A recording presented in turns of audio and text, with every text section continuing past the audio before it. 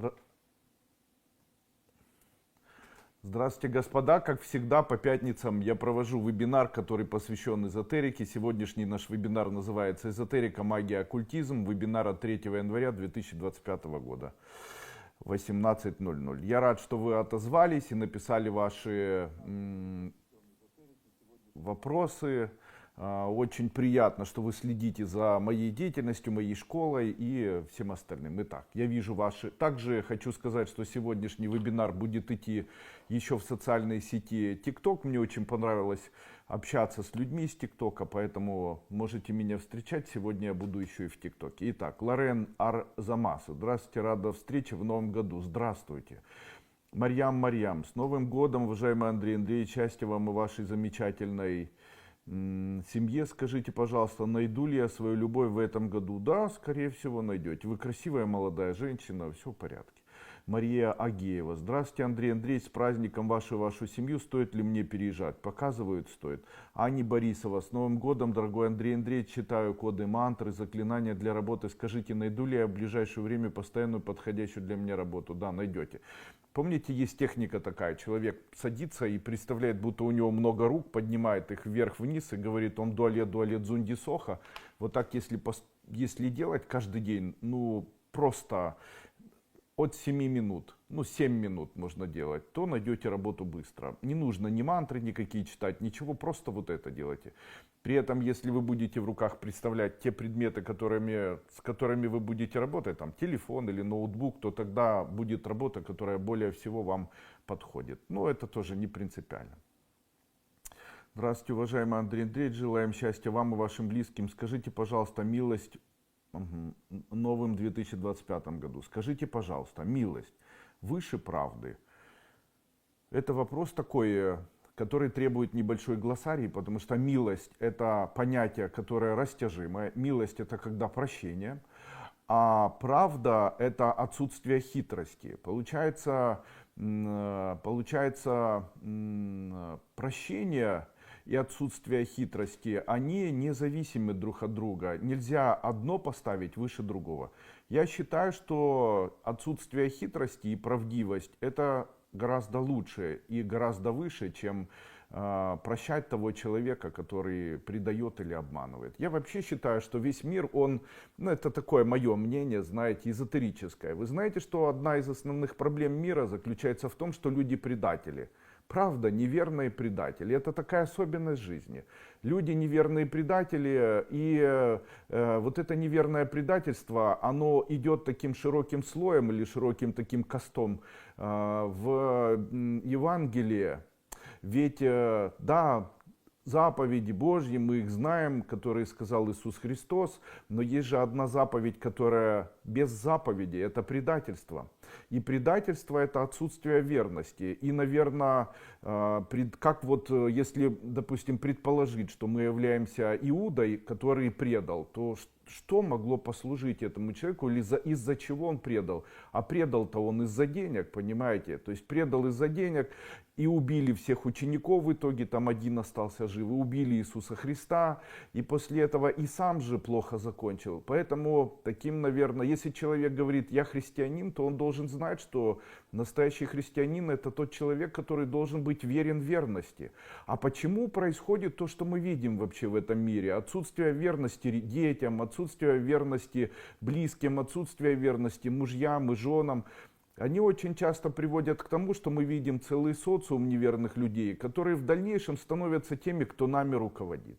Ну и, конечно, каким образом они будут верными? Кому они верными? Народу будут верными? Не будут.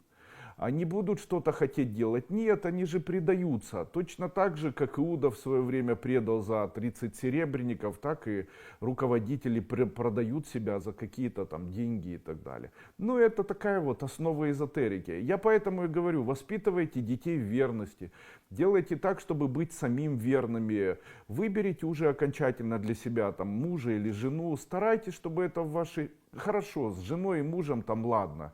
Есть поиск какой-то, и там кому-то не хватает там интима, или кому-то не хватает гормонов, или еще там приключений на попу. Но есть же верность родителям, есть верность больным детям, здоровым детям, есть верность своим детям. хотя бы это пусть будет. Нельзя предавать тех, кто нас воспитывал, кто нас поднимал, ставил на ноги. Нельзя предавать вот так запросто ради денег. Нельзя, нельзя, это нехорошо. Да, это можно, наверное, у тех людей, которые не имеют сердца. Наверное, у тех людей, которые привыкли предавать. Но для тех людей, которые честны внутренне, это и называется, наверное, духовный путь или духовное возрождение человечества. И верность в этом случае стоит, наверное, на первом месте. Поэтому, ну и правда, правда это тоже верность, потому что правдивость это верность, отсутствие хитрости это верность. Вот так. С Новым годом, учитель. Скажите, пожалуйста, в этом году свой загородный дом в Чико не продам? Показывают, да. С Новым победным годом нас. Украина победит.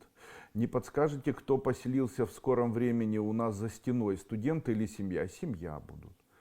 Здравствуйте, я ученик первой обновленной ступени. У меня завтра исполнится 24 года. Можно ли получить от вас благословение?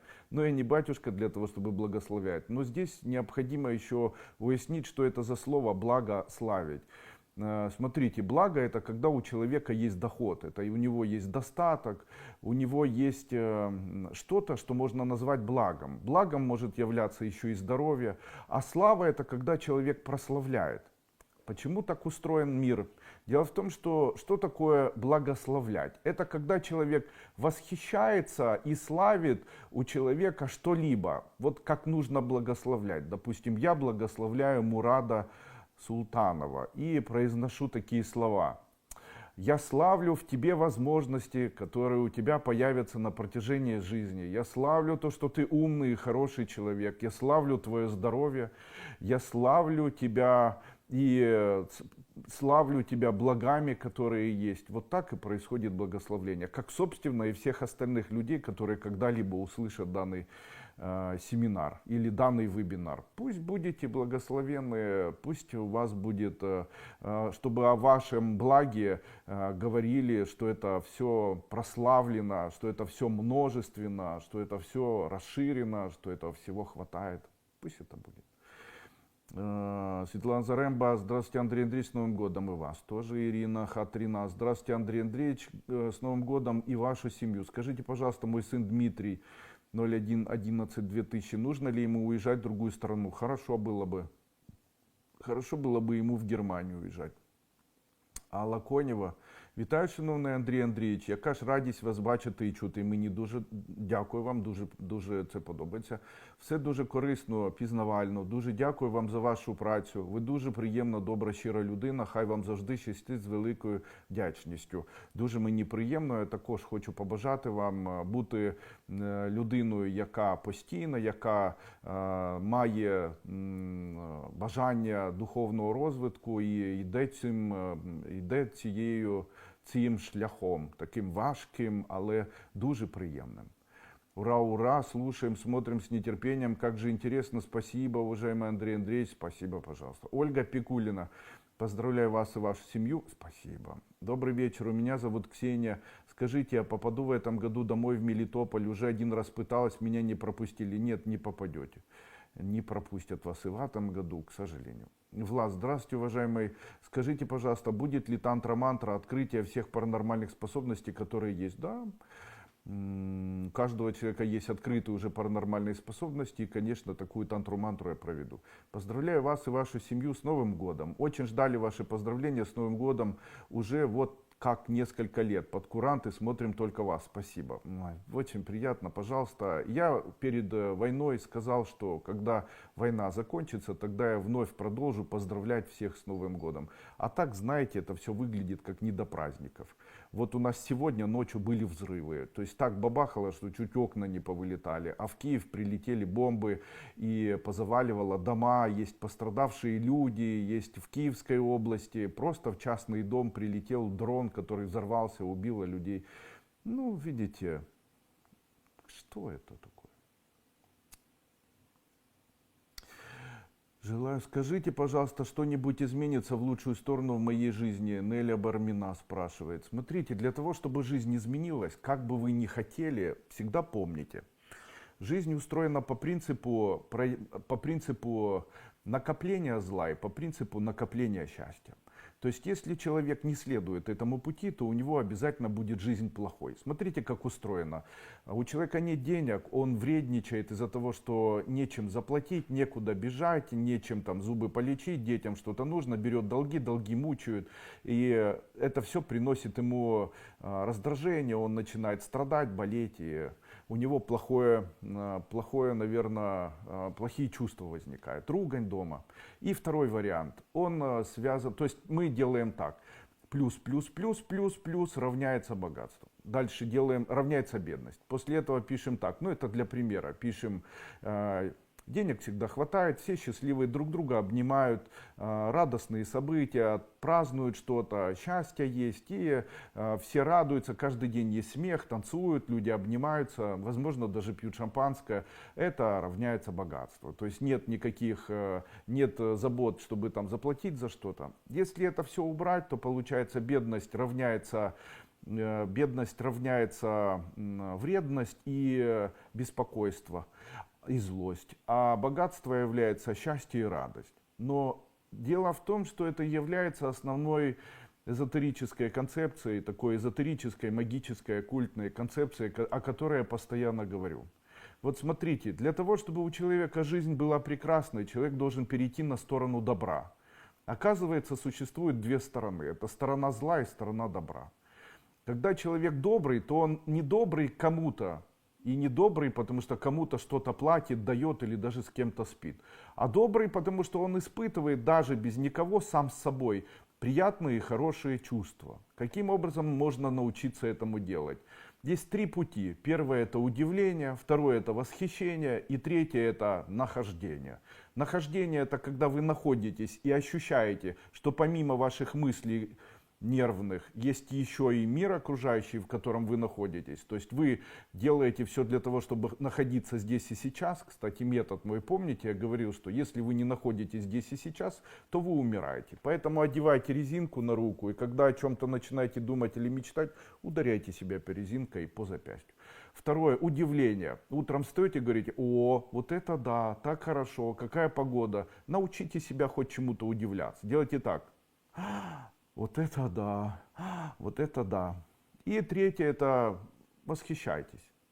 Восхищайтесь, удивляйтесь, радуйтесь. Говорите, мне нравится, что я проснулся, мне нравится, что я хожу, мне нравится, что я сижу, мне нравится смотреть. Просто телевизор, мне что-то нравится. Вот чем больше удивления, чем больше нравится, чем больше в настоящем моменте, тем радостнее будет ваша жизнь. Что такое путь зла? Он связан с претензиями. И по-другому это выглядит так. Мне не нравится, как она лежит, мне не нравится, как она выглядит, мне не нравится, что там нету чего-то. Это придирки, это претензии к себе, претензии к окружающему миру, претензии. То есть этот человек находится в состоянии зла. Многие люди, живущие на земле, они бесконечно находятся в состоянии зла. Ничего с этим сделать нельзя. Весь мир — это духовный подвиг. И человек, рождаясь на земле, он должен научиться, знаете, человек должен научиться во время своей жизни восхищению, удивлению и радости. Потому что Бог создал людей именно для этого. Но человек не хочет, и после этого зато он очень хорошо умудряется естественным путем научиться проявлять свой негатив, вредность, раздражительность, ненависть к окружающим людям. И это очень часто связано с тем, что человек даже где-то, может быть, думает, что мир должен быть идеальным. И это такое внутреннее желание сделать весь мир идеальным. Ну, не бывает идеального мира. Он устроен уже не идеальным. Когда человек думает, что мир не идеален, он идеален. Просто человек не понимает его идеальности. Человек думает, вот я хочу что-то изменить, мне там что-то нужно сделать и так далее. Послушайте, гораздо больше вы бы могли сделать, если бы просто удивлялись, восхищались и радовались.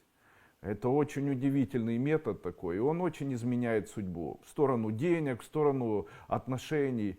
В тот момент, знаете, самое лучшее для семьи, что когда человек, мужчина и женщина, и семья живет, вот попробуйте восхищаться, если вы мужчина, своей женщиной. Говорите, я тебя люблю, ты очень красивая.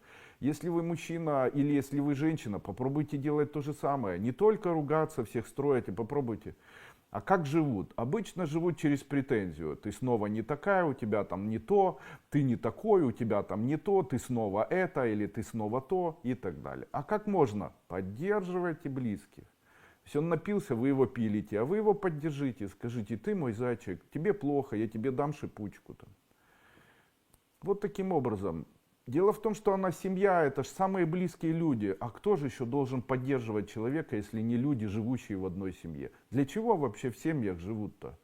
В них-то живут для того, чтобы поддержать друг друга, чтобы погреться в лучах друг друга, чтобы ощутить это. Знаете, вот этот бесконечный, наверное, круговорот зла, он связан с тем, что люди там обижаются дома, ненавидят. То есть человек говорит: я ненавижу, все он мне сказал, обидел, снежком кинул, там еще что, обижается, по 3 недели не разговаривает. В этот момент человек проявляет еще вторично зло. Тот человек обижается еще раз, этот обижается еще раз. И они живут во зле. Хотите, дам совет? В тот момент, когда вы хотите обидеться, в ту сторону, кто вас обидел, отправьте воздушный поцелуй. Человек говорит: ты какашка. Говорит: мы все какашки. Обожаю тебя. Ничего страшного, мы справимся и с этим. Мы понимаем, что это такое. Я когда-то жену свою научил, и она очень счастлива, кстати. Ребята, пожалуйста, в ТикТоке ничего мне не дарите. У меня нет задачи получать подарки. Это просто бесплатно. Все в порядке. Я ничего не продаю, ничего не хочу. Мне ничего не нужно. Все в порядке.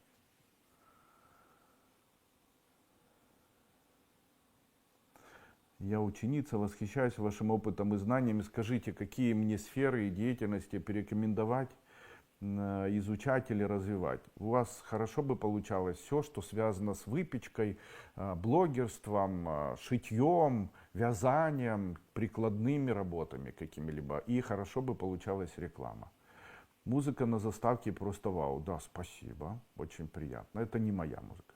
Здравствуйте, Андрей Андреевич. Скажите, пожалуйста, встречу ли я в этом году любимого мужчину? Вы правы, так хочется счастья и любви. Мир так устроен, что если человек хочет и говорит: скоро у меня появится любимый мужчина, то он появится. Знаете, самый простой пример того, как найти мужчину: нужно восхищаться ими. Вот так идут по улице мужчины или где-либо смотрите, вот сейчас вы на меня смотрите, скажите 100 раз: ах, какой он молодец, ах, какой он хороший, вот хороший мужчина, ах, какой молодец. И скажите 108 раз это и выйдите замуж. Я говорю это серьезно. Женщина, она обычно делает так. Ее разочаровывают мужчины. В детстве мужчины одноклассники, потом в зрелом возрасте еще там папа, мама, дедушка, папа, мама нет. Дедушка, там какие-нибудь хамы, которые там выпивали, где-то там хамнули, там руководители были мужчинами. И накапливается вот такой компонент, я его называю недоверием. Но и женщина рисует себе внутреннюю картину, что все мужчины, видимо, такой вот имеют статус. Но знаете, это не так. Бывают и хорошие, и плохие. Бывают и гады, и предатели. Бывают и верные, и умные. Бывают и богатые, и счастливые. Бывают богатые, и несчастные. Бывают здоровые, бывают больные. Но Бог на всех имеет виды. Поэтому, когда вы начнете восхищаться, вы найдете своего. Тот, который будет для вас самым любимым. Для вас. Мирного вечера, Татьяна Гребенева. Андрей Андреевич, вы молодец, спасибо. У меня такой странный вопрос. Бывает, вижу на плитке стены в туалете какие-нибудь лица или изображения существ. Это галлюцинация или что это? Как правило, это галлюцинации, потому что это то, что вы сказали, описано как симптом при возникновении определенных психических расстройств. И называется определенным словом, я не помню, правда, фейсфобия, как-то так. И является одним, старайтесь не обращать на это внимания. Также очень хочу посоветовать, попринимайте успокаивающие препараты, там, минерал магний, допустим, какой-нибудь, потому что обычно это происходит на фоне большого количества магии. Не пейте алкоголь. Вообще, мое мнение в этом году такое: нет ничего страшнее в этом мире. Ничего страшнее нет в этом мире, и ничего гаже, что придумали люди, и ничего отвратительнее, что люди вообще могут себе позволить, это пить алкоголь. Я вообще хочу сказать, что алкоголь это зло. Алкоголь это зло, не дает оно никакого счастья, никакой радости, не дает, делает один день счастья. Вот я смотрю на людей, они напиваются, им после этого плохо. У них после этого сердце болит. На второй день отходники.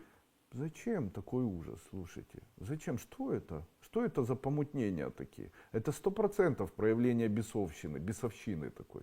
Пусть этот мир отпустит это зло. Это ужасно. А как детей бьют, там, между собой дерутся. Какой ужас, какой мрак. Ладно. Наталья Тимошенко. Добрый вечер, уважаемый учитель. Восхищаюсь вами, спасибо. Интересно было бы узнать о камнях янтаря и их применениях.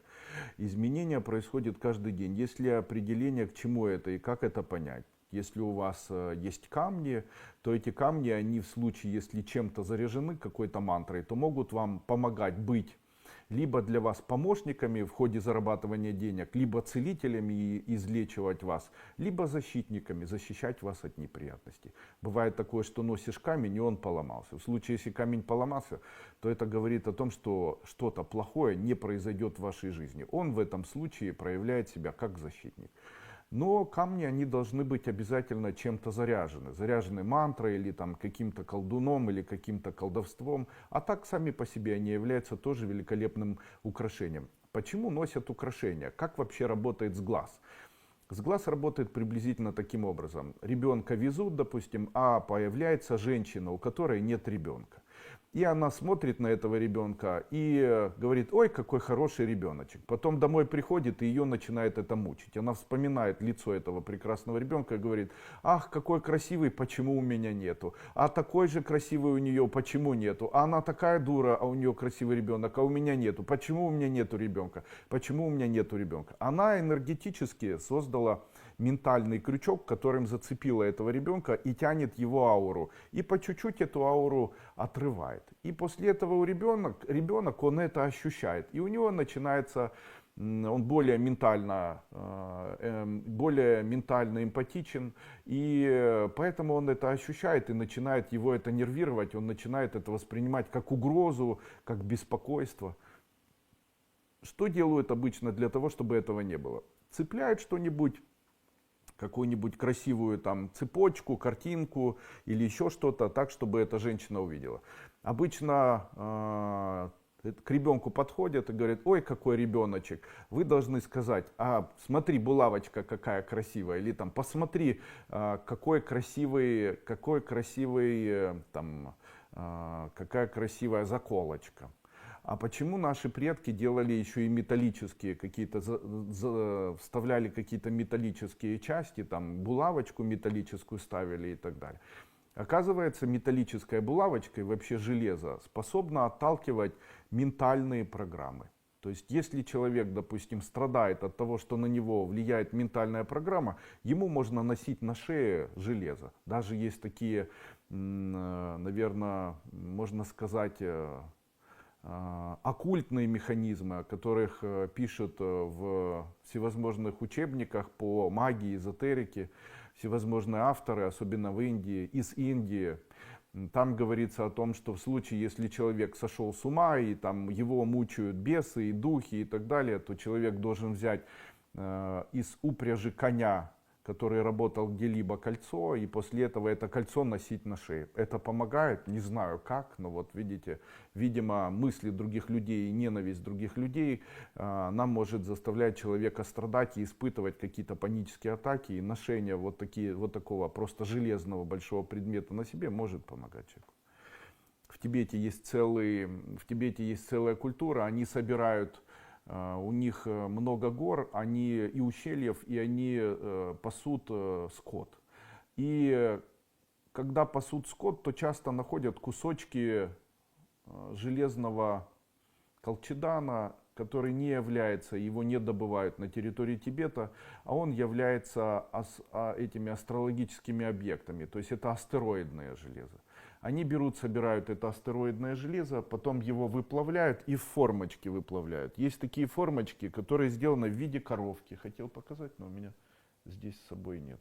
В виде коровки или в виде такого круга, который может защищать семью. Кстати, это можно приобрести у меня на сайте duiko.market.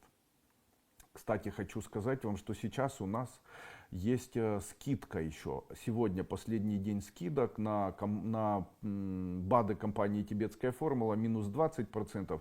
И на семинары школы Кайлас минус 30%. Поторопитесь, эти скидки будут идти только до вечера. Добрий день, Андрій Андрійович. Я учениця 500. Купила семінар тантра-мантри і трохи не розібралася. Часто можна їх використовувати, чи є якесь обмежене і застереження. На третьем занятии я все об этом говорю. И на первом занятии. Смотрите внимательно. И на втором занятии. Перед началом семинаров я все объясняю. Я говорю, что первый раз со мной практикуете от начала до конца. А потом, если хочется вам практиковать, можете практиковать по 7 раз. Обмежень нема ніяких. Можете з ними працювати, коли вам хочеться і скільки хочеться. Андрей, с Новым годом вас. Дякую. Подскажите, пожалуйста, Андрейке уже 1 год и 1 месяц. Он стоит, но первый шаг не делает. Как ему помочь? Возьмите 2 шарика и дайте ему в руки. Когда он возьмет 2 шарика, пойдет. Обещаю вам. Это проверено. Каждый мой ребенок пошел с 2 шариками в руках. Это очень-очень эффективно работает. Ребенок стоит вот так, берете его ручки и кладете ему или даете 2 шарика. Когда ребенок будет идти с 2 шариками, то у него начнет работать и левое, и правое полушарие одновременно, и начнет функционировать как раз мозолистое вещество, которое отвечает за то, чтобы человек ходил. И это работает очень эффективно. Почему ребенок не сразу ходит? Потому что у него обычно происходит отставание. Отставание правого полушария более чем и развитие левого. А для ходьбы необходимо, чтобы равновесие было. Если дать 2 шарика, 2 яблочка, 2 апельсинка или 2 круглых предмета, ребенок начинает ходить. Я об этом сказал еще 10 лет назад. И вы представляете, один из людей, который в Китае защитил на этом прямо докторскую диссертацию. На сегодняшний день за счет этого стал очень знаменитым. Ну, видите, он был не первым. Здравствуйте, Андрей Андреевич. Будет ли в этом году обновленная 4-я ступень? Да. Вы говорили, что карму меняет тантра-мантры. Можно вас попросить провести семинар с такими тантра-мантрами, чтобы быстрее окончить войну, изменить Украину и мир? Конечно, с удовольствием это сделаю по цене дешевле, чем было у меня тантра-мантр. С наступившим 2025-м. Счастья и радости вам и вашей семье. Андрей Андреевич, мои дети выехали из Изюма во время оккупации, теперь в Норвегии. Смогут ли они остаться или не получится? Получится. Вот у ваших получится. Подскажите, когда я встречу, Егор спрашивает, подскажите, когда я встречу свою даму сердца. А что вам мешает даму сердца встретить? Мужчины очень часто говорят так: я не могу найти женщину для себя. Я не могу найти женщину для себя, и дают даже объявления где-то. Вот у нас там есть мужчина, он в телеграм-канале Дуйко, школа Кайлас, он там пишет: я ищу женщину, я ищу. Так не так делают. Мужчина не может давать объявления. Он пишет объявление, оно приблизительно так звучит: найди меня, найди меня. И тут же ответ: так кому ты нужен? Кому ты нужен? Вы должны понимать, что такое быть мужчиной. Запомните, мужчина есть хозяин. Запомните это слово, оно очень важное. Мужчина должен быть хозяином. А что такое быть хозяином? Объясняю. Находите какую-нибудь девочку, женщину, кого хотите, кто там хочет знакомиться. Есть сайты знакомств. И пишите ей сообщение: ты самая красивая девушка на земле, ты мне так нравишься, у тебя красивые глаза, красивый носик, красивые пальчики, я восхищаюсь, ты как ангел. Можете даже попросить, чтобы для вас написала такое письмо чат GPT. Пишу: написать, сейчас, напишите красивое письмо для женщины, восхищение ее красотой. Вот. И пишите: дорогая, дальше имя, Позволь мне на мгновение остановить ход времени, чтобы выразить восхищение Твоей красотой. Твое очарование не поддается описанию, оно словно утренний луч солнца, нежно касающийся земли, или как легкое дыхание ветра, наполняющее жизнь свежестью и вдохновением. Твои глаза — это целые вселенные, в которых скрывается тайная мудрость и непоколебимая сила. Их блеск подобен звездам, что освещают ночное небо, направляя корабли мечтаний. Каждый взгляд, который ты даришь миру, кажется напоминанием о том, что в жизни есть место настоящему чуду. Твоя улыбка — это воплощение радости, оно подобно весеннему цветению. Но твоя красота — это не только внешнее очарование, она живет в твоих словах, в твоих поступках, но это уже если там. И дальше имя. Ты воплощение красоты, ее высшей формы. И быть свидетелем этого — бесценный дар. Благодарю тебя за то, что своим присутствием ты делаешь этот мир лучше. И дальше. С искренним восхищением вы пишете свое имя. Вот. А как обычно мужчина, оно отличается от слов «ищу жену». Она что, курица? Или вы что, кто вы вообще? То и вы, как будто такое ощущение, люди, мужчины, как будто пропустили момент. Вы что, забыли, что мужчина должен ухаживать за женщиной? Как найти мужчине женщину? Да проще пареной репы. Заходите на знакомство, находите женщину. Ну, знаете, как это все устроено? Женщины там 40 лет хотят обязательно, чтобы был он молодой и красивый. Но слушайте, вы себя видели в зеркало, зай? Вы себя видели? Вас же тоже жизнь трет. Или там мужчина точно так же, там лысый, там беззубый, но зато молодую, красивую, сиськастую, стройную, чем моложе, тем лучше, с больными зубами, с косыми глазами, с избыточным весом. Ну, тогда посмотрите на себя в зеркало, скажите, какая вам подойдет. Такая, чтобы захотела. Или тогда восхищайтесь. Точно так же и женщина может написать. Я восхищаюсь, ты такой умный, ты такой гордый, там, чем занимаешься. Мужчинам просто можно писать, ты самый такой необычный мужчина, такой импозантный. О красоте не говорите мужчине, потому что мужчины не верят, что их за красоту можно любить. Не могу найти, вот пишет Игорь, я ученик школы, хочу создать семью, не могу найти жену. Ну, конечно, вы же пишете буквально такие слова, там, я ищу жену. Так а зачем вы ее ищете? Заходите к каждой женщине, кликаете, та, которая понравилась, пишите, здравствуйте, я из группы такой-то, такой-то. Вы холостая женщина? Женщина вам пишет, да, я холостая. Пишет, так какая ж вы красивая, боже ж мой. И красивая, и такая, скорее всего, умная, и такая теплая. И у вас и такие фотографии, и такие. Так бы хотелось с вами пообщаться. Давайте просто поговорим. Главное и важное — писать вечером. Когда женщина уже собирается ложиться спать, напишите ей, чем вы занимались сегодня или чем ты занималась сегодня, каким был твой день. Вот она будет думать, вот молодец, он интересуется, значит, я ему интересна.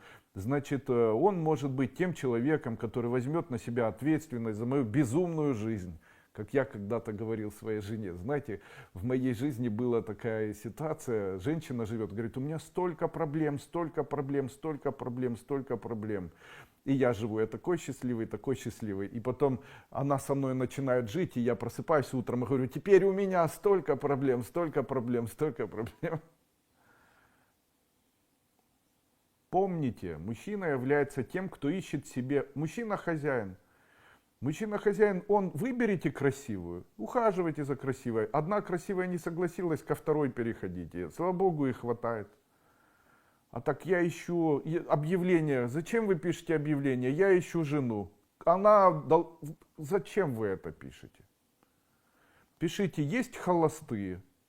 Поставьте лайк. После этого посмотрите, кто поставил, посмотрите, если кто-то нравится, пишите. Есть сайты знакомств. Я специально сегодня заходил на сайты знакомств. Скажу, как называются эти сайты знакомств. Вот объявление объява.ua. Объява.ua, сайт знакомств. Там тысячи просто людей и бесплатные знакомства. Ну так пусть мужчина, там, который пришло время и хочет с женщиной, там огромное количество, все женщины красивые. Пишите, ты такая красивая, ты такая необычная и так далее. Не торопитесь показывать свое фото. Сначала поразговаривайте с ней. Почему? Женщина любит сердцем, она любит слова, она любит, как кто-то ей восхищается. Если восхищаться женщиной, то не начинайте с того, что там давай встретимся, и я с тобой пересплю. Так это не то. Потом уже, потом успеете переспать, потом она вас замучает, знаете, этим переспать.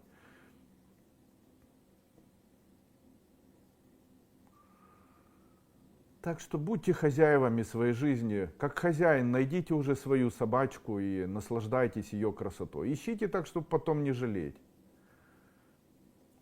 Ладно, не собачку, конечно, а любимую женщину. Татьяна Шибанова. Расстались с Дмитрием, смотрим в разные стороны, много претензий. Хотя лет 10 совместной жизни, не взял за меня ответственность, замуж не звал, буду с ним или идти в новое. Идите в новое, у вас еще будет мужчина високий, может Віталік будуть звати, чи Владимир.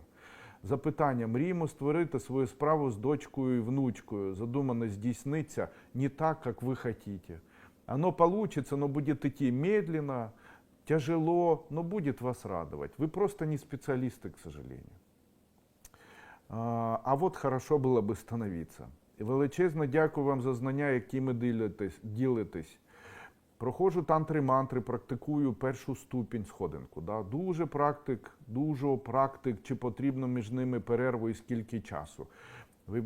Оберіть для себе одну якусь чи дві, там, яку там, кажіть з утра Йове, ілі Іва, ілі Яве, і хай робіть там ритуальний захист для себе, Мхрідея Намахом Клім Ширасі Сваха, і все, і більш нічого не потрібно. Рік зробіть це. Ну і там з утра, коли встали, кажіть, мені це подобається, і буде все гарно. Не потрібно дуже багато всього. Добрий вечір. Какое счастье быть вашей ученицей. Спасибо. З Новим роком всього самого найкращого. Андрій Андрійович, що розвільнили з роботи, чим краще займатися робота в ресторані чи сфера краси? Сфера краси краще. З Новим роком, з новим щастям, питає Надія Наконечна, вас і вашу родину. І мій онук на сьогодні знаходиться у Швейцарії, залишиться там? Показують, що ні. Зинченко Ирина. Самое больное ценное мое приобретение 2000... Большое, скорее всего, я так думаю. Не больное, а большое. С телефона пишите, да? И ценное мое приобретение в 2024 году – это первая ступень. На 8 января у меня собеседование. Будет ли таким же хорошим приобретением новая работа? Пусть приобретения вас будут для них хорошим, а приобретение вас новой работы не особо. Но будет, да. Єлена Смальченка. Любий гуру і всі світлі душі. Неймовірно рада зустрічі, бо вчора ще чекала тантрамантру. Дякую вам, Елена Мальченко. Мені дуже приємно. Елена Мальченко. Скажіть вчителю, чи можна деякі обряди повторювати 13 на 14 січня, і це буде працювати? Звичайно.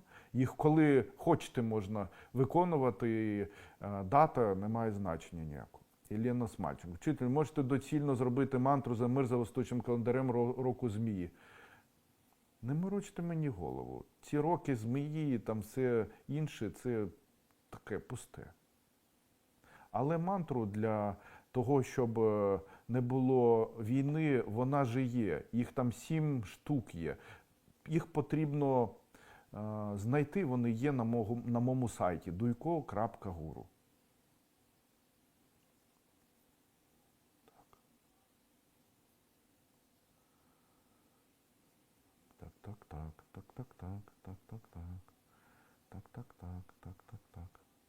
Так. Запитання. Мріємо створити, відповів. Ага.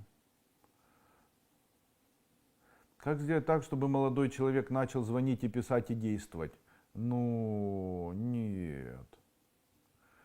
Нет. Дело в том, что мужчины любят коварных женщин. Вот вы, допустим, встречаете... Ну, я хочу вам сказать, что если не пишет, не звонит, то это точно он вам не нужен. А вы хотите, а если вот вы хотите и его заставите, то это будет сумасшедшее разочарование. Ну ладно, какой-нибудь простой обряд я дам вам. Есть такой цветок, называется толстянка, денежное дерево. Положите листочек, только помойте его в воде, в рот себе. И мысленно говорите: позвони мне, позвони мне, ради Бога. Второй вариант. Представляете его, представляете, у вас лук и стрела, и в стрелу прямо на ней пишите слово такое: позвони мне срочно. И дальше свое имя там, как вас там зовут? Матильдара. И там и стрельнули. Вот так на ночь ему несколько стрел, они летят ему прямо в мозг. Все равно куда попадут. Не нужно представлять, что попадает в сердце или еще куда-то. Куда попадет, туда и будет. Потом приедет весь перевязанный, в стрелах торчащий. Наталья Викторовна, добрый вечер, Андрей Андреевич, дякую за духовное имя, как же оно мне нравится, спасибо. Переводилось с хинди, один в один соответствует мне, ура, быть добру и мира нам. Я не перевожу их с хинди, мне как показали, а так для вас и дал. Добрый вечер, занимаюсь энергиями, в основном кундалини. Скажите, можно ли продолжать мое лето? Да, любые техники, связанные с поднятием энергии кундалини, это кундалини-йога или там махаджи-йога, сахаджи-йога, они великолепны, интересны. Конечно, пробуйте. Да, но дело в том, что человек должен разделять у себя духовный путь и путь жизненный. В жизненном пути нам необходимы другие вещи, чем нас требует йога. Йога, она говорит о том, что человек способен на протяжении жизни достичь состояния божественного. Ну а Бог не нуждается ни в чем. То есть к чему мы стремимся, когда мы занимаемся йогой? Мы стремимся к тому, чтобы ни в чем не нуждаться.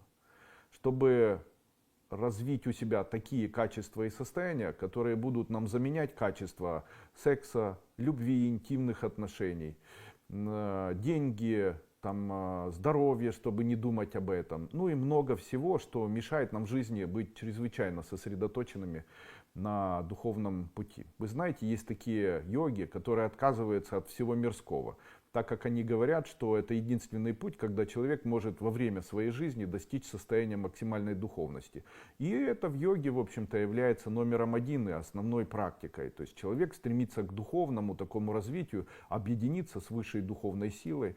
В йоге кундалини — это поднятие энергии кундалини, открытие паранормальных способностей. Зачем? Для того, чтобы объединиться с высокодуховным состоянием, обрести состояние благословения, обрести состояние благости, состояние блаженства. То, о чем говорят те люди, которые достигают этих состояний. Может ли это каким-то образом сказаться на вас и вашей судьбе?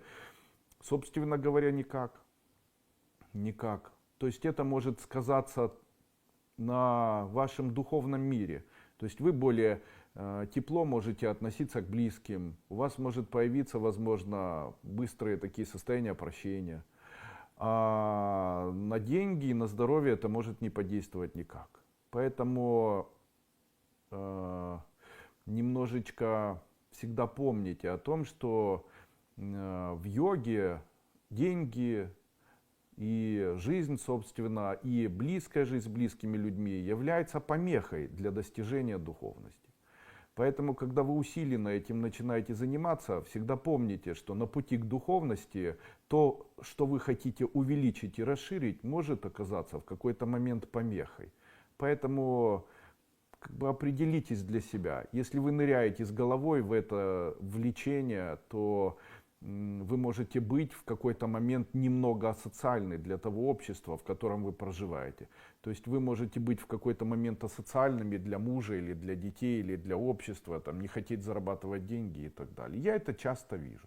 Вообще у нас часто так бывает из-за того, что большое количество всевозможных эзотерических школ, всевозможных направлений, йог, огромное количество есть таких людей, которые, там, подняв руки вверх, кричат: вот я с Богом разговариваю прямо сейчас, это все. Мы на них попадаемся, и эти люди потом для того, чтобы сделать вас зависимыми от себя, они говорят буквально следующие слова. Они говорят: вот в этот момент Бог сказал, ты достиг состояния вот этого, теперь ты особенный. И говорят очень часто, что вы за счет вот этого становитесь особенными. Раз, у вас теперь есть достижения. Два, у вас есть очень сильные там энергии. Три, теперь вы больше, чем другие люди. Четыре, теперь у вас больше спасения, чем у людей. Пять и так далее. И вот так вот я жил, ни к чему, в общем-то, не пришел в своей жизни, пролежал на диване, просмотрел семинары, а теперь я особенный. И для этого мне нужно просто периодически приходить там, к какому-нибудь человеку, который мне будет это подтверждать. Но это же самообман. И именно из-за этого часто бывает так, что человек рисует себе идеальную картину идеального себя. Он думает, что он, в общем-то, абсолютно идеальный человек. Я абсолютно идеальный идеал, потому что у меня уже энергия, у меня уже там и то, у меня уже и то. И я более терпеливый, я более божественный, более духовный, более сильный. Энергия у меня более чакры открыты. Я там знаю, а там ты не знаешь. А если бы, то я была бы уже там в тибетском монастыре, еще в каком-то монастыре. Но я вынуждена жить, но и вынуждена страдать, потому что все вокруг меня обижают. Ну да, конечно, обижают, потому что рядом был нормальный человек и в какой-то момент стал долбанутым. После этого начинаешь жить с долбанутым человеком. Он там раньше приходили, покупали совместную еду и готовили все вместе в одной кастрюльке. Теперь она ест только свою еду, все остальные свою еду. Она постоянно голодная, на всех кидается, по 3 часа занимается, там, дышит, ноги тянет, в нос дует, и, там, молится и на всех ругается, секса нет, там праздники празднует. Ну и у каждого при этом считает, что она наоборот благодетель, что вообще все обязаны, потому что она духовная, все бездуховные. И вот так, может, такие люди могут страдать. Они могут страдать, потому что близкие понимают, что это обман, потому что человек как була, така і осталася. Нема нічого, щоб було не таким, як раніше. А человек думает, что он уже особенный, приближенный, выше к Богу там, и так далее. Ну, это самообман. И такой самообман, он печальный. Поэтому, ребята, Будда когда-то сказал, ни подстригание головы, ни бесконечные посты не сделают человека высокодуховным и приближенным к Богу. Почему? Первое, мир не идеален. Поэтому, если вы живете с идеальным человеком, знайте, он не идеальный. И если вы считаете себя идеальным, тоже знайте, вы тоже не идеальны. Идеальных людей нет, их не бывает. Идеальных людей не бывает. При этом и это еще не все. Чем белее человек, вот я, кстати, сегодня в белой футболке, чем белее человек, тем чернее его темная сторона. У обычного человека, который развивает себя и позиционирует себя как невероятно яркого, светлого человека, там личность, обязательно должна быть какая-то черная сторона. Какая у меня черная сторона?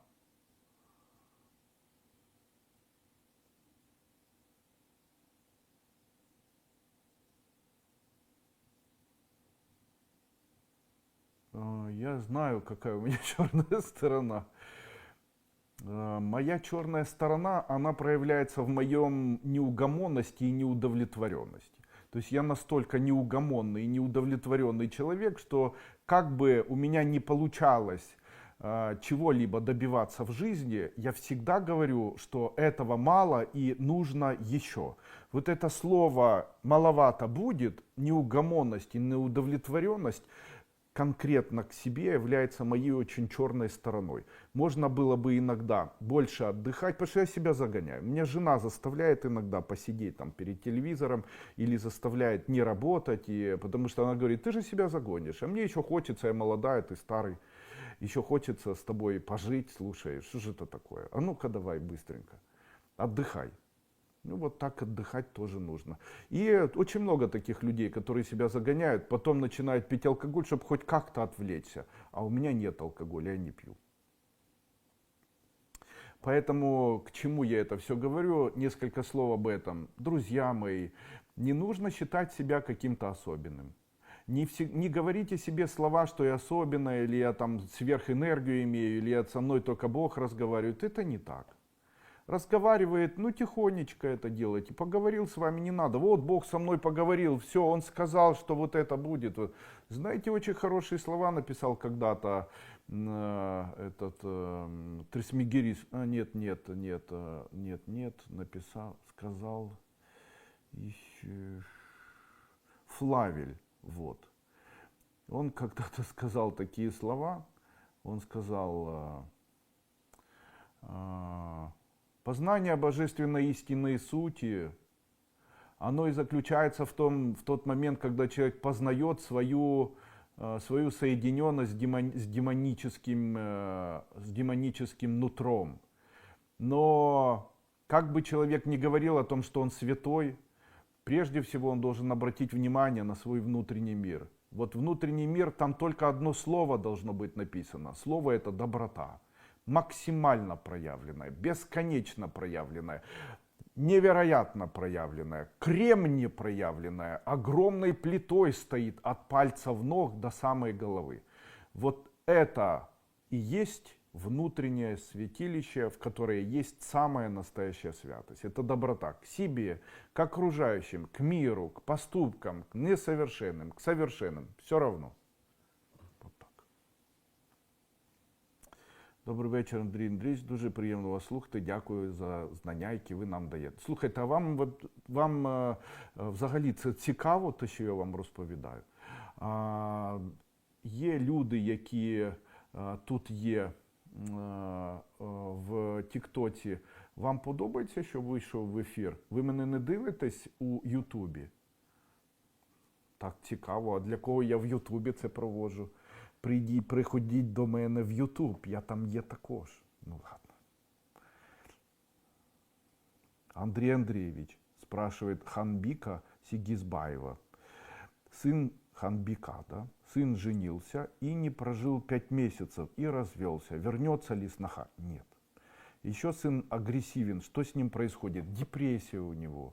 Потому что он думал, что он, когда разведется, огромное количество женщин захочет с ним иметь отношения. А это сейчас сложно, потому что девочки рисуют себе картину, что они там мега красивые и достойны там и молодого, и мега богатого, чтобы там и так далее, и накачанного, и не пьющего. Ну, сами не идеальные, значит и живите не с идеальными. А так девочка сама не идеальная, хочет идеальной.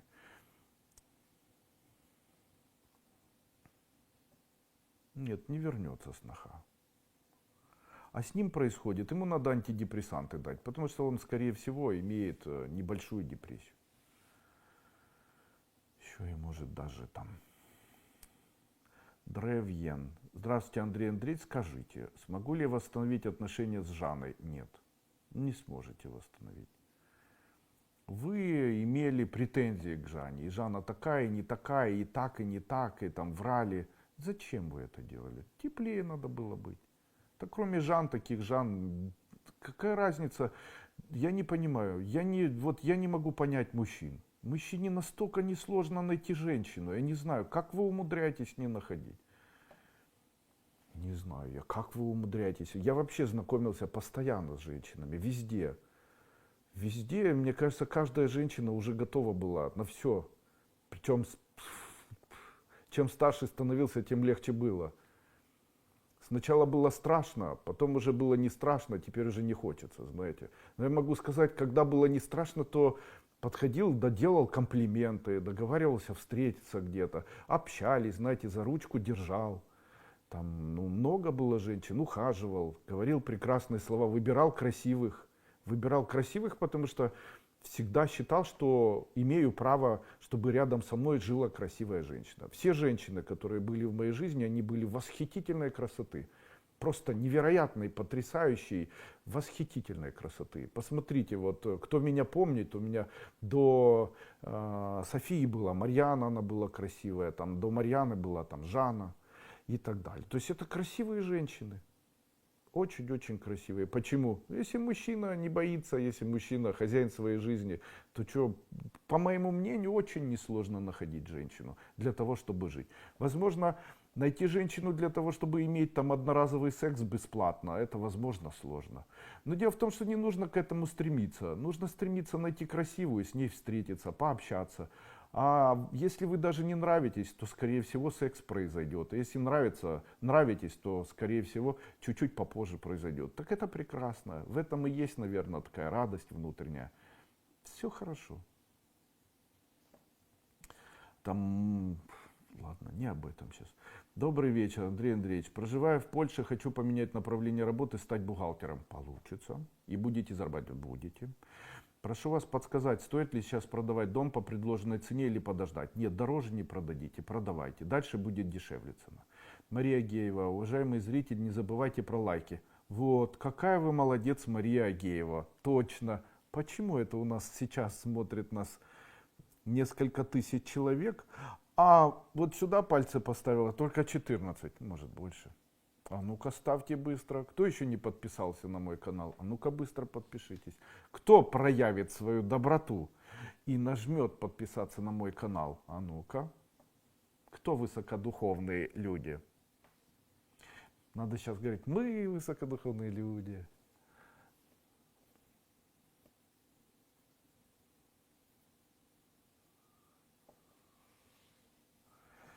Ладно. Добрий вечір. Тобі, пане господарю, рад. Ладно, все. Ольга Ковалева, ученица первой ступени. Подскажите, пожалуйста, в данный момент нахожусь в Польше. Останусь в Польше, да. Скорее всего, останьтесь, у вас получится. Наталья. Хочу переехать жить в Польшу. Получится у меня? Получится. Едьте только сейчас. Счастья, радости, любви. Вашей замечательной семье. Спасибо. Іра Гр. Доброго вечора. Як знайти своє призначення? Дивіться успішних людей, які чимось займаються. Поварів подивіться, як там роблять макіяж. Подивіться людей, які вміють щось робити, і зможете знайти своє призначення. У вас все гарно. Вам краще займатися красою якоюсь, робити красу, продавати красу, послуги краси, казати за красу. Здоровья, счастья. Есть же целые системы такие, они позволяют разработать даже интеллект, даже искусственный интеллект сейчас настроен на то, что вы можете ему попросить, задайте мне вопросы и давайте вместе попробуем определиться, чем мне в моей жизни лучше всего будет заниматься. Он начнет вам задавать вопросы, можете отвечать и скажет, что для вас вот такая специальность будет нужна. Очень интересно, зря вы с ним не общаетесь. Чат GPT. Доброго вечора, приємно бачити і слухати вас. Скажіть, будь ласка, чи буде у мене нова робота ближайшим часом? Ближайшим ні, але, мабуть, до марта, до березня вже буде. Так. Андрей Андреевич Унян Аревик. Подскажите, с чем связано, когда праздники, день рождения, а человек не получает подарки? Спасибо вам большое за знание сил. И когда человек не получает подарки, это говорит о том, что он ранее подарки не ценил. И когда получал подарки, то их передаривал. В случае, если человек передаривает свои подарки, то он в дальнейшем их не получает. Поэтому всегда получайте подарки с благодарностью и восхищайтесь любым подарком, который вы в жизни получаете. Вообще запомните, одно из правил жизни заключается в том, если жизнь через какого-то человека дала вам подарок, никогда его не передаривайте. Даже если он вам не нужный, год сохраняйте. Обязательно. И не... Если хотите, можно выбросить, но так, чтобы никто не видел, но не передаривайте точно. Добрый вечер, уважаемый Андрей Андреевич, все участники вебинара. Всех с Новым годом, счастья, здоровья, процветания, а главное мирного неба над головой. Так, над головами у українців хай буде мирне небо. Бо вже потрібно дуже.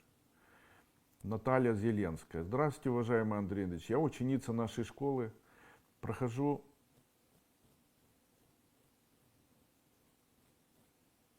Я ученица вашей школы, прохожу 3-ю ступень. Подскажите, стоит ли мне уходить со своей работы в ближайшее время? Найду работу? Да, найдете. По душе не найдете, нет. Если вам сейчас платят хорошо, не уходите, будет чуть-чуть хуже даже. Вітаю вас і вашу родину зі всіма святами. Скажіть, будь ласка, чи зможу досягнути успіху, якщо почну власну справу в якійсь сфері? Да, досягнете, якщо ви будете в якійсь сфері, продажі буду у вас виходити, якщо будете дуже таким відомим, потужним блогером. Зараз потрібно дивитись не на те, що ви вмієте, і не на те, чим ви хочете займатися, а на те, є у вас аудиторія, яка вас дивиться. На сьогоднішній день дуже важливо для людини знати, що раніше було так, що людина казала, спрос робить предложення, то потім була емоція, робить спрос, а зараз же популярність робить і спрос, і емоцію, і все інше. Я став популярним. Яким чином це я зробив? Я став популярним, бо я почав робити так. В Інстаграм кожен день один рілс. 365 діб, 365 рілсів. Кожен день в YouTube одне, два, три відео, ці шорти, великі відео, вебінари, зараз у Тіктоці. І за декілька років я зробив собі аудиторію. Вона велика, там 600 людей в Тіктоці, там 300 тисяч, 600 тисяч в Тіктоці, 300 тисяч у Інстаграмі, 700 тисяч в Ютубі, там на одному з каналів, а їх декілька. І зараз, коли я вийшов в TikTok, це було вчора, і зробив пряму трансляцію, зараз хвилиночку, і коли я прийшов в TikTok і зробив пряму трансляцію, то кажу дружині. А вона мені каже: Андрюша, ти знаєш, я не буду перед людьми виступати отак, бо це потрібно, на це потрібна якась енергія внутрішня, а я ще й боюсь, я хвилююсь, не знаю, що я буду їм казати, цим людям. А я кажу: та ти не бійся, що хочеш їм кажи. Вона каже: ні, потрібно один канал, щоб я там казала за сім'ю, а інший канал, щоб я казала там за працю якусь, там, чим я займаюся і так далі. Я кажу: дивись, в мене є TikTok. Зараз я свій TikTok зайду, почну казати за БАДи і буду спілкуватись на українській мові, і буде в нас сразу же продажі йти. Включив TikTok, кажу: оце там один препарат, це інший препарат, це третій препарат. І тут же Shopify, бо прив'язаний магазин до Shopify, дивлюся, там перша продається, тут одна людина купила, інша людина купила, третя людина купила. І вона каже: та що ж це таке? Я кажу: бо це зараз такий час. Пофігу, що робити. Дуже важливо ставати популярним. Дуже важливо, щоб у вас була своя аудиторія. Дуже важливо. Я дітям купив всім по телефону і кажу: кожний день, кожний ранок виходьте у TikTok чи в YouTube якийсь, робіть щось там і так далі. Щоб не боялись камери, щоб не боялись спілкування, щоб нічого не боялись. Ось так. Десь. Так що власна справа люба буде успішна, якщо вас буде знати дуже багато людей. Так що починайте з цього, мабуть. Добрый вечер, уважаемый учитель. На работе испытываю невероятное сильное давление со стороны начальника отдела. Получится ли найти высокооплачиваемую работу в январе? У вас сейчас она не высокооплачиваемая. И вас там все сношают. Как вы не можете понять?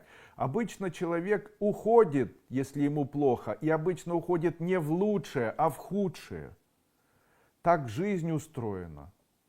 Почему? Восхищаться там надо было работой. И у начальника, мы работой, и миром. А так вам там плохо, вы хотите лучше найти. Так не бывает. Человек котится обычно сверху вниз. Поэтому изменения должны быть внутренние, так легче всего. Нет, к сожалению, не найдете. Здравствуйте, Андрій Андрійович. Так, щось ми заспілкувались. 19:05, ще можна. Смогу ли я восстановить отношения с Жанной? Нет, я уже ответил. Скажите, пожалуйста, на какой ступени вы даете на духовное имя? На первой обновленной. Ольга Ковалева. Добрый вечер. Андрей Андреевич, сын в Киеве, устроится на работу, получится выехать в Грецию? Получится выехать в Грецию. Очень хорошо заниматься тем, что связано со стройкой. Здравствуйте, перестанут на меня воздействовать магически? Нет, не перестанут на вас воздействовать магически никогда. Это связано с тем, что у вас психическое расстройство. Вот до момента, пока вы не начнете принимать препараты, которые будут убирать это психическое расстройство, на вас, несомненно, постоянно будут воздействовать. И никто не даст вам облегчения, к сожалению.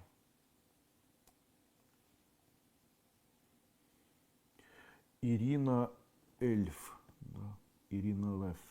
Скажите, пожалуйста, почему я никак не встречу мужчину, с которым создам семью?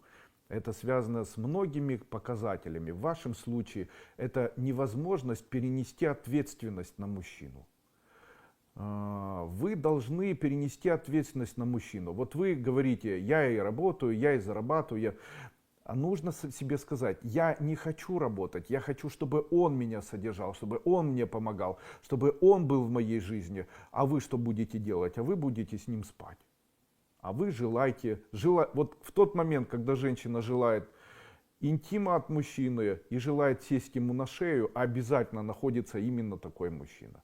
Но я вам обещаю, что с вами будет жить мужчина, он будет невысокого роста, накачанный такой, плотненький, скорее даже кореглазенький, может даже лысоватенький, возможно даже Виктор звать бы. Ну, возможно. Ну, создадите, не переживайте, в вашей жизни счастье будет. Здравствуйте, подскажите, цифры дома имеют влияние на людей живущих? Нет.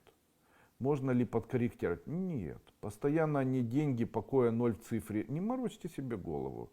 Вы не знаете правила денег. Одно из правил денег, куда течет любовь или к кому течет чужая любовь, к тому текут и деньги. Угадайте, чем я занимаюсь все время на празднике. Я всем как котик. И вы, мои хорошие, и моя дочечка, и посиди со мной на коленочке, и рыбки, мои хорошие, и вот давайте я вам что-нибудь куплю, а давайте приготовлю. И ты, моя хорошая, давай тебе ножку поглажу, давай там, и такая красивая женщина, и ты самая красивая, и ты самая любимая, и вы, мои хорошие, и вы, мои золотые за столом, и такие, вот давайте посмеемся.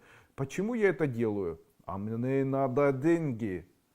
Потому что я знаю, что шутка, приятное что-то, оно привлечет в мою жизнь материальное благополучие. А кто самые близкие? Близкие те, кто рядом находится. Вот я и делаю приятное, говорю о чем-нибудь приятном.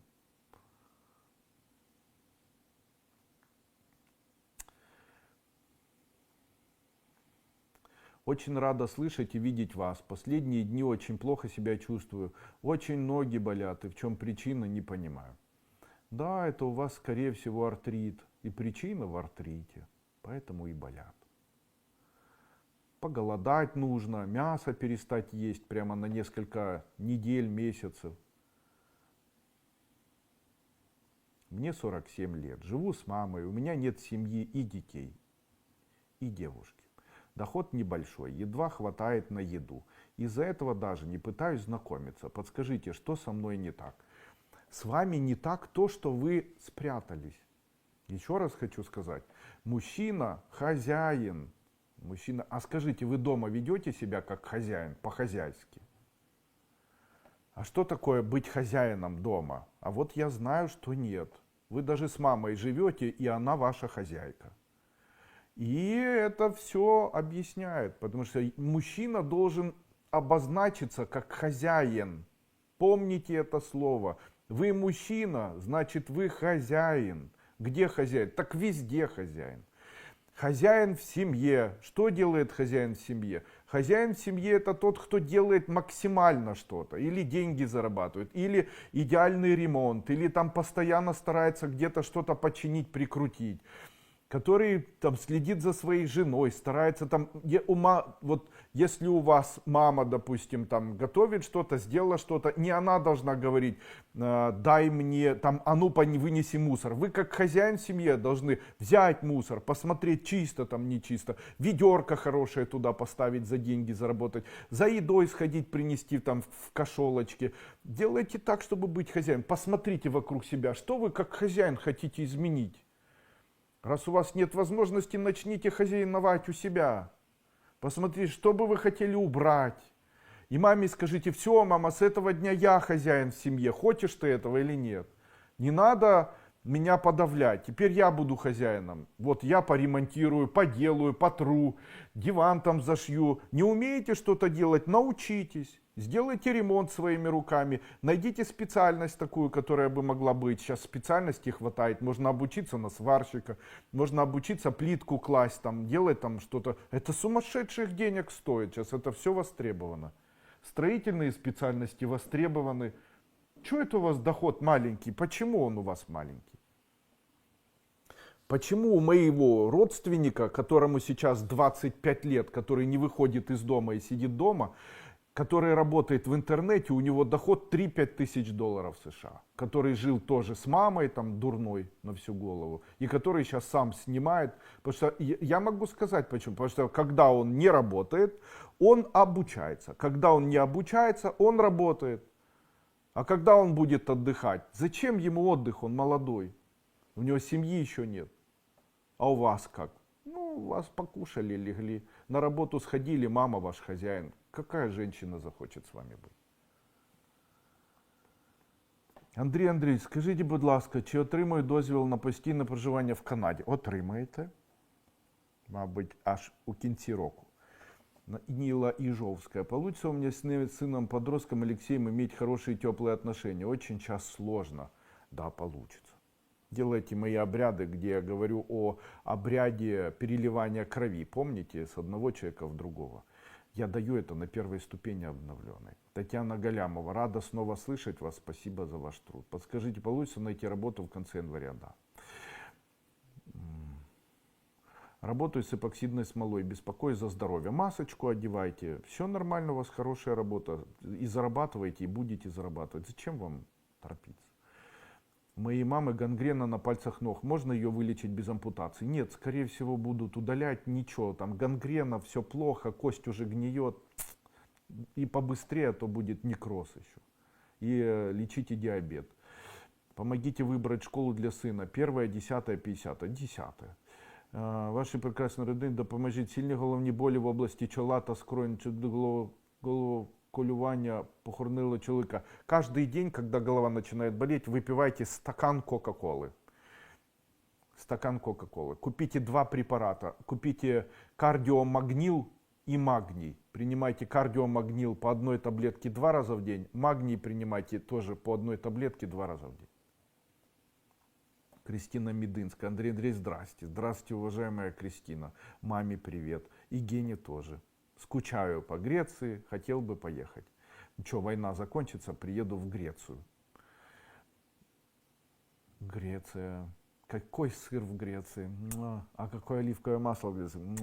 Помните фильм «А в Греции это есть?» В Греции все есть, да. У мужа бизнес с машинами. Получится у него. Есть долги. Читаю заклинания от долгов. Не быстро, но получится. Его проблема в том, что он очень дорожит дружбой. Ну, хороший человек. Он очень дорожит дружбой, но он не понимает, когда им пользуются.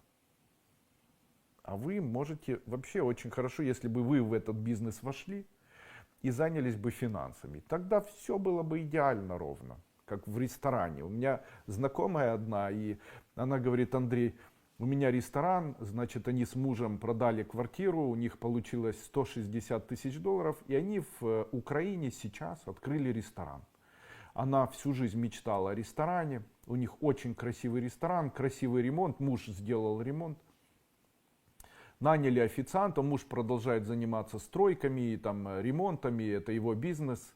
Доход у них теперь только мужа, и они открыли ресторан. Значит, во время 1 года у них получился очень много людей, они с утра до ночи работают, и у них получилось аж целых минус 30 тысяч долларов. Это с учетом того, что она на самом деле не получает зарплату вообще. Я к ней приехал, она говорит: почему так? Я говорю: давайте посмотрим, несите блюдо. Она приносит блюдо, я говорю: сколько это блюдо стоит? Она говорит: вот это блюдо стоит у меня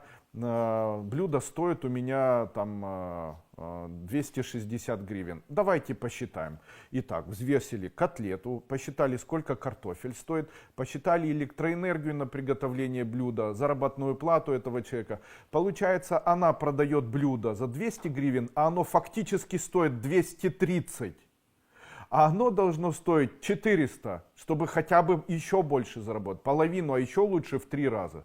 Она говорит: так а что же мне делать? Я же хотела, чтобы все лучшее было, чтобы все было самым вкусным и так далее. Я говорю: ну, у тебя 2 варианта. Либо уменьшай это блюдо в 3 раза и делай вот такое маленькое, чтобы 200 стоило. Ну, либо делай тонким, либо, я не знаю, добавляй, если это котлета, там, добавь жир, он же дешевле. И не знаю, в общем, что ты там. У нее, она продавала вот такую, вот у нее эти тефтели мясные. Она заливает их белым таким соусом и продает у нее 10 тефтелей. Я ей говорю: так слепи 1 котлету, добавь туда рис, добавь туда хлебушка, там, свари это все, залей это этим соусом. Так она будет дешевле, чем 10 из мяса. Не будут ходить: а ты попробуй. Она сделала, говорит: надо же, все работает. Я говорю, перед тем, как заниматься бизнесом, нужно понять, откуда ты зарабатываешь. Она говорит, так а я думала, вот я купила там кусок мяса за 200, оно стоит 100 гривен, и вот продаю за 200. А работа, а официанты, а содержание, а ремонт, уборка, клининг, замена посуды, а съездить, амортизация. Кто это будет читать? Это как на производстве. Если тебе удается что-то изготовить за 7 рублей, за 7 гривен, то ты должен это продавать минимум за 85. Это минимум, а то еще и больше. Тогда можно что-то делать. Если нет, даже не начинайте. У меня был знакомый, я выращу грибы, потом продам грибы. А сколько? Это ровно половина. Половина сейчас не котируется. Вообще. Если человек зарабатывает половину, это неинтересно сейчас. Это вообще, это бред.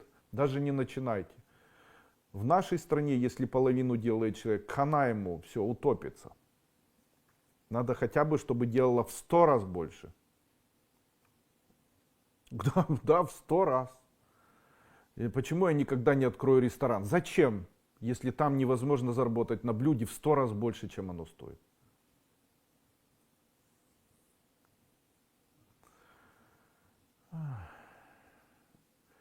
Скажіть, будь ласка, чи можна мені заробляти астрологію? Це теж езотерика.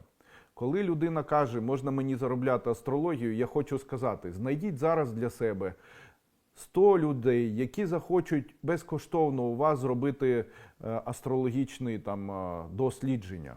І хай ці люди ще раз до вас прийдуть. Тільки скажіть їм іншого разу, я хочу, щоб ви мені за це заплатили гроші. То ви не те робите. Людина каже, я хочу бути астрологом, тарологом. Та не те ви робите. Спочатку робіть це безкоштовно в інтернеті. Робіть собі популяризацію. Коли ви будете популярними, то тільки після цього ви зможете заробляти. Як це можна робити? Якщо є на кого сісти і хто може вас, хто вас може давати вам гроші, то сидіть десь на комусь, хай ця людина вас дає вам гроші, а ви там популяризуєте свою астрологію. А якщо вам потрібно, зараз ви працюєте, у вас є доход, і ви після цього кажете, я хочу це бросити і займатися астрологією, то ні, ви що, астрологія, людина 6 років десь повинна з астрологією робити щось для людей, 6-7 років. І тільки аж після цього популяризувати це все. Астрологів зараз як собак нерезаних. І нумерологів, і астрологів, і тарологів, і кармологів, і там я не знаю, скільки там буває ще людей. І їх так багато, ніхто не хоче. Ви зараз можете подивитись там в інтернеті десь. Таролог, їх там 500 тисяч чоловік. А придут только там к тете Люсе, к тете Вале, к бабе Гале. Почему? Потому что тетя Валя, баба Галя, они постоянно в ТикТоке с утра до ночи там раздает, как на работу, с утра села, раздает, показывает. И тут же сверху номер телефона, давайте бегом ко мне все, там девочки, давайте бегом ко мне все. И с утра до ночи. Она уходит, дочь садится и снова там, вот это, погадайте, и вот это, давайте, девочки, а вот тебе надо срочно ко мне и так далее. Вот так нужно. И они это делают не сразу, потому что сначала вас будет смотреть 30 человек, 5 человек заинтересованных будет. Почему? Так а кто вы? Она уже так 6 лет делает, поэтому знаменитая. Люди думают, я буду преподавать как Дуйко, и ко мне придет много людей. Да, о чем вы? Таких людей, которые брали мои ступени и преподавали, их было 1000 уже. Не нужно даже было кому-то давать разрешение. Сами открывали, сами фигачили, и сами первые ступени проводили и так далее. Это ничем не заканчивается. Почему? Это не заканчивается, потому что людей невозможно найти. Вот представьте, вы сейчас начинаете проводить первую ступень. Для кого? Для тех людей, которые вы знаете, они знают, что вы неуспешный человек. Какие-то у вас там вдруг качества появились. Ну, придет 3 человека. Они готовы вам заплатить по $250 за ступень? Нет. Никто из них не заплатит вам. Почему? Ну, потому что вы же только начинаете. И когда видят вот таких успешных людей, как я, то забывают, что у меня до этого было, там, не знаю, 13 лет. Я 13 лет занимаюсь тем, что продвигаю школу эзотерическую. 13 лет подряд. И это было вначале очень тяжело делать, потому что я говорю, люди встают и уходят. У меня с девушкой встречался, и у нас расставание было на фоне того, что я начал заниматься эзотерикой профессионально и проводить эзотерическое обучение людям. И потому что это где-то полтора года было мне в ущерб. Потому что я снимал в Киево-Могилянской академии аудиторию, собирал людей, приходило на первое бесплатное занятие там 30-20 человек, после этого оставалось 3-4 человека, а аудитория, 10 дней шли эти курсы по 2 часа, за аудиторию я платил, допустим, там $300, а там $400, а зарабатывал там 100. Ну, я условно говорю. И минус этот ложился на меня, и я эти деньги доплачивал. Так было 1,5 года или даже 2 года. Поэтому не с того вы начинаете. Я же говорю, начинайте с популярности, популяризируйте себя, умничайте в интернете, делайте что-то, становитесь блогером, рассказывайте о том, как Таро появилось, как вы на Таро гадаете. Возможно, найдете свою аудиторию. Не сразу. Чтобы стать популярной, надо хотя бы 400 видео записать. Хотя бы 400 видео. А для этого нужно знать еще, как в YouTube выкладывать, как заставку сделать, как теги написать, как описание написать. А это все программы, там, сделать описание одна программа, сделать теги другая, сделать заставку третья. Это ж все, сделать эти субтитры еще программы. Это все вложение денег. Программы стоят денег тоже. Как-то порезать это все. Этому всему уже сейчас надо обучаться. Потому что человек говорит, я YouTube снял, а мне никто не посмотрел. Так и не должен. Потому что таких тарологов, их там 10 миллионов. До вас уже. Лайля Сарсенбаева. Здравствуйте, Андрей Андреевич. Ваша учительница. Вы моя учительница, Ляйля? Я что-то не помню вас. Может быть, ученица все-таки? Что я не так делаю? Вы не восхищаетесь. Вы очень внутренне вредничаете. Вы просто не восхищаетесь. Женя, ты решил поменять тибетская формула на школу Кайлас, да? Правильно. Хорошо было бы.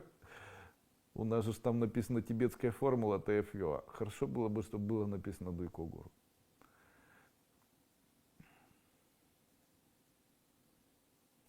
Удастся ли мне продать свой земельный участок в этом году? Очень нужны деньги. Если дешево, да. Если за ту цену, которую хотите, не продадите. Как-то он не сильно там нравится людям. Смогу ли я с дочерью вернуться в этом году домой в Херсон? Да. Сколько раз можно повторять ваши обряды с новогоднего семинара? Достаточно 1 раз. Я там говорил, 9 дней подряд нужно делать. Получится найти работу в конце января. Вы уже спрашивали. В новом году хочу попробовать себя в новом направлении.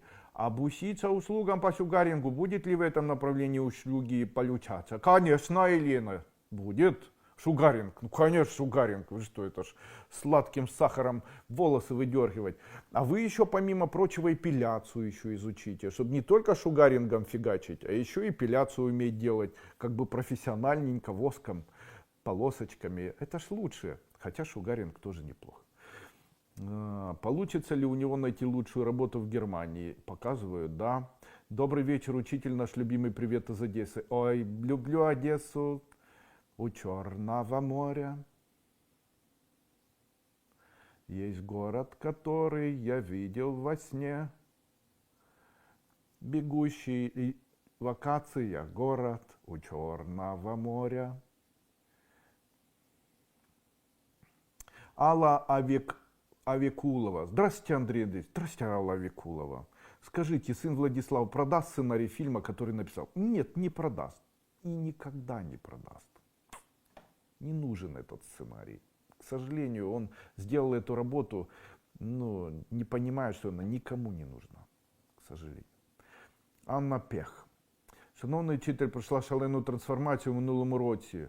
Яка тривала кілька місяців, читаю мантри-тантри, учениця 7 ступінь, не знаю, чим займатися зараз, як нова родилася. Напишіть мені, будь ласка, у Телеграм, і я вам підкажу. Ах, какой молодец, какой мудрый учитель Андрей Андреевич. Ах, какая вы молодец, Анастасия Шайдулина.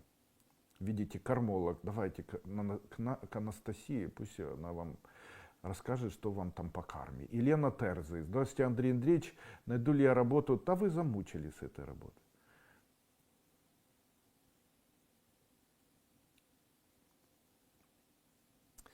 Елена Кудимова. Помогите, в грудном отделе позвоночники дырки. Врач так сказал, дырочки 1,9 мм. Ого. Из-за проблем с сердцем в операции отказан. Подскажите лечение. Лечение вам есть. Убираете жир и убираете мясо. Едите только вегетарианскую пищу, ограничивая еще и в сладком. То есть по-другому будьте постоянно голодными и пейте много воды. И 6-7 месяцев, и вот эти все диагнозы вам поснимают. А вы ж не будете. Евгений Горбунов. Не очень понял ваш ответ по ДТП. Например, я остановился помочь водителю и получил удар в машину. Я же делал добро. Я не помню вот такой ответ. Я какой-то ответ по ДТП давал. То есть вы задали, допустим, вы были в ДТП и после чего остановились для того, чтобы помочь человеку, и в вас врезался другой человек. С чем это связано? Смотрите, одна из особенностей любой проблемы, она заключается в том, что она обычно касается двух людей. Двух. Смотрите, как это все устроено. Я должен денег. И после этого я должен кому-то, нас двое. Я теперь ищу кого-то, кто мне даст деньги. И теперь я должен деньги этому человеку, а человек мне помог. И он, получается, сейчас имеет проблему, у него ее не было. И точно так же произошло в ДТП. Скорее всего, энергетически, тот человек, который получил это ДТП, заслуживал в жизни для того, чтобы это с ним произошло. А вы, когда начали ему помогать, то это была его проблема и еще одного человека, а стала его проблема и ваша. То есть вы объединились. Ой, извините. Вань, привет. У меня сейчас вебинар. Все, понял, хорошо.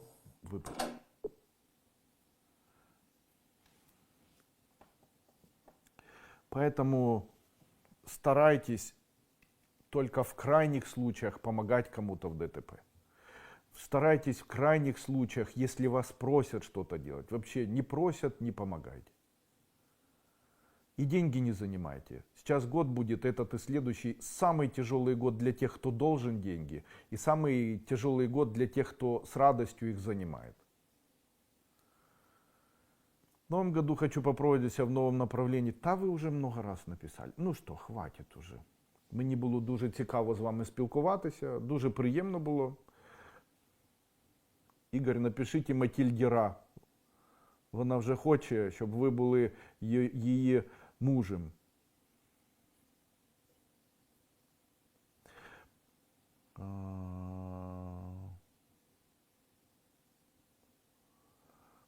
Ура, миленький наш учитель, что делать со старой обувью, а что делать с вещами? Туда же, прямо к мусорке ставите в пакетах и уходите, не жалея.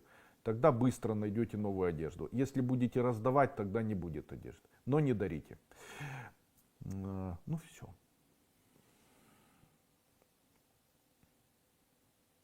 Марія Назар, добрий вечір. Андрій Андрійович, скажіть, будь ласка, зможу я в 2025-му зустріти другу половинку мужа?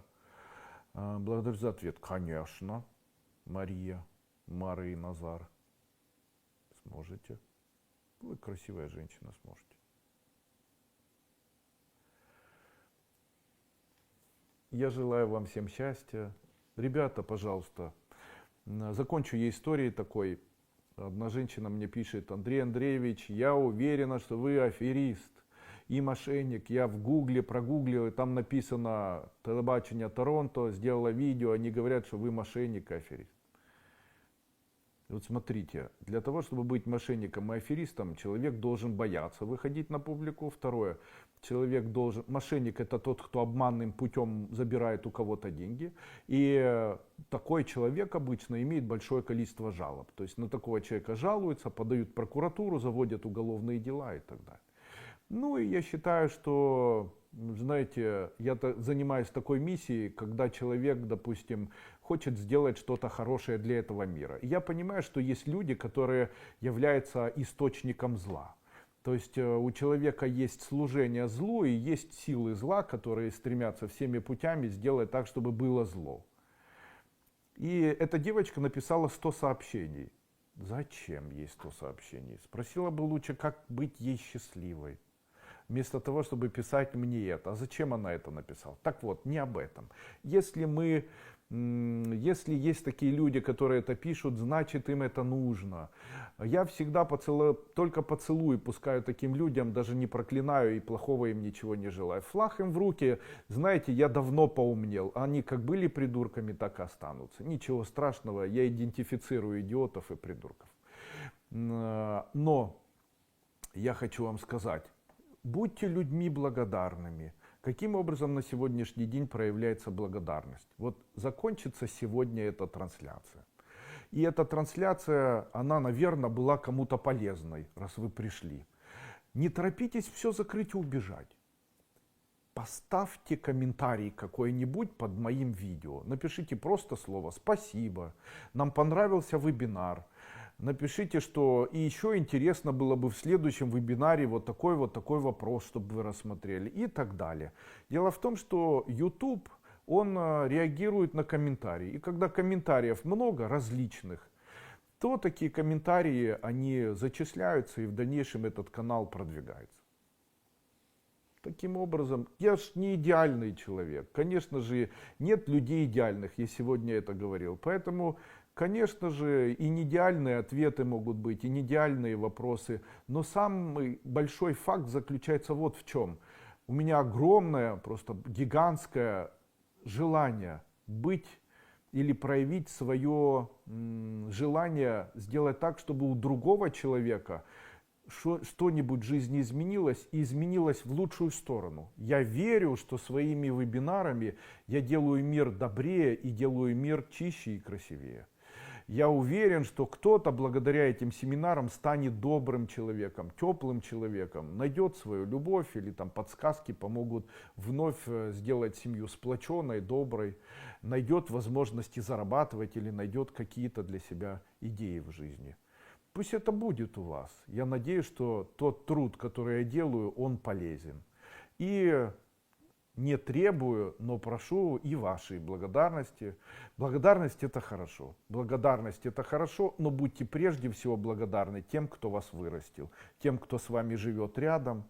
Они более всего заслуживают благодарности. Ну и тем, кто для вас делает что-то хорошее.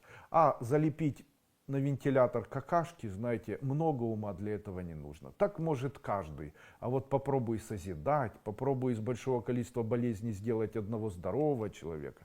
Попробуй сделать так, чтобы безвозмездно полечить. Попробуй сделать так, чтобы безвозмездно человеку дать совет. Вот это уже духовный путь.